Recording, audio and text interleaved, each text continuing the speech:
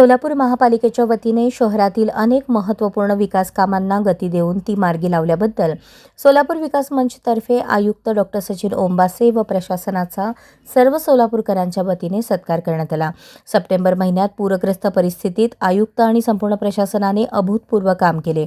मृत पाळीव प्राणी आणि जनावरांची विद्युत दाहिनी 54 मीटर रस्त्याचे काम सुरू करण्यासाठी घेतलेला पुढाकार, ॲडव्हेंचर पार्कचे उद्घाटन, रंगभवन चौकातील LED सिस्टीमची दुरुस्ती, पुनर्रचना, होम मैदानाशेजारील स्ट्रीट बाजारची 50 दुकाने, लिलाव प्रक्रिया पूर्ण केली। रोज अनधिकृत अतिक्रमणे काढली जात आहेत। तसेच 1600 गाळ्यांचे भाडे नोंदणीकृत करून देण्याची सुरुवात, जलतरण तलाव पुन्हा सुरू करण्याचा निर्णय यासह अनेक कामांची प्रभावी अंमलबजावणी महापालिकेने केली आहे। याबद्दल सोलापूर विकास मंचतर्फे डॉक्टर सचिन ओंबासे यांचा सत्कार करण्यात आला। सोलापूर शहरातील काही निवडक प्रमुख समस्यांबाबत आयुक्तांना निवेदन देऊन सविस्तर चर्चा करण्यात आली।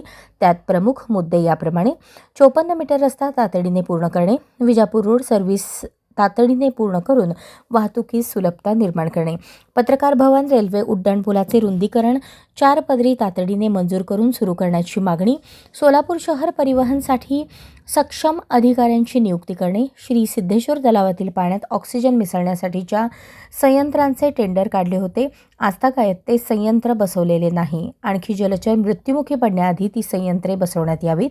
या सर्व मुद्द्यांवर त्वरित उपाययोजना करून शहराच्या विकासाला गती देण्याची अपेक्षा विकास मंचने व्यक्त केली। याला सकारात्मक प्रतिसाद देत आयुक्तांनी संबंधित अधिकाऱ्यांना योग्य ते निर्देश दिलेत।